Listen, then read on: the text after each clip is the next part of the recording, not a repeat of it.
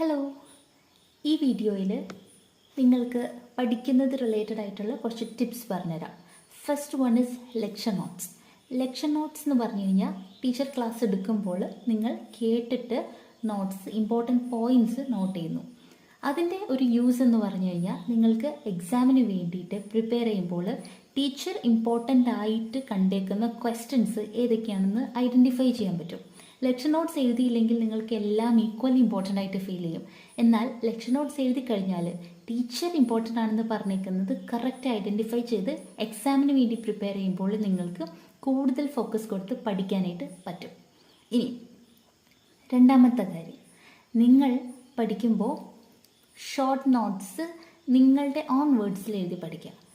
നിങ്ങൾ long PDF ഒക്കെ പഠിക്കുമ്പോൾ അത് നിങ്ങൾക്ക് ചിലപ്പോൾ അങ്ങനെ ഓർത്തിരിക്കാൻ വഴിയില്ല. എന്നാൽ നിങ്ങളത് നിങ്ങളുടെ സ്വന്തം ഹാൻഡ് റൈറ്റിങ്ങിൽ നിങ്ങളുടെ മാത്രം ഷോർട്ട് നോട്ട്സ് ആക്കി എഴുതി പഠിച്ചു കഴിഞ്ഞാൽ നിങ്ങൾക്കത് വെരി യൂസ്ഫുൾ ആണ്. ലെക്ചർ നോട്ട്സ് പോലെ തന്നെ ഈക്വലി നിങ്ങൾക്ക് യൂസ്ഫുൾ ആയിരിക്കും ഇതേപോലത്തെ ഷോർട്ട് നോട്ട്സ്.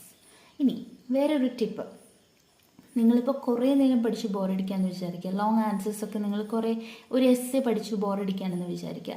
ആ സമയത്ത് നിങ്ങൾ എന്നാൽ നാളെ എക്സാം ഉണ്ട്, പഠിക്കുകയും വേണം, നിങ്ങൾക്ക് പഠിക്കാതിരിക്കാൻ ഓപ്ഷനില്ല.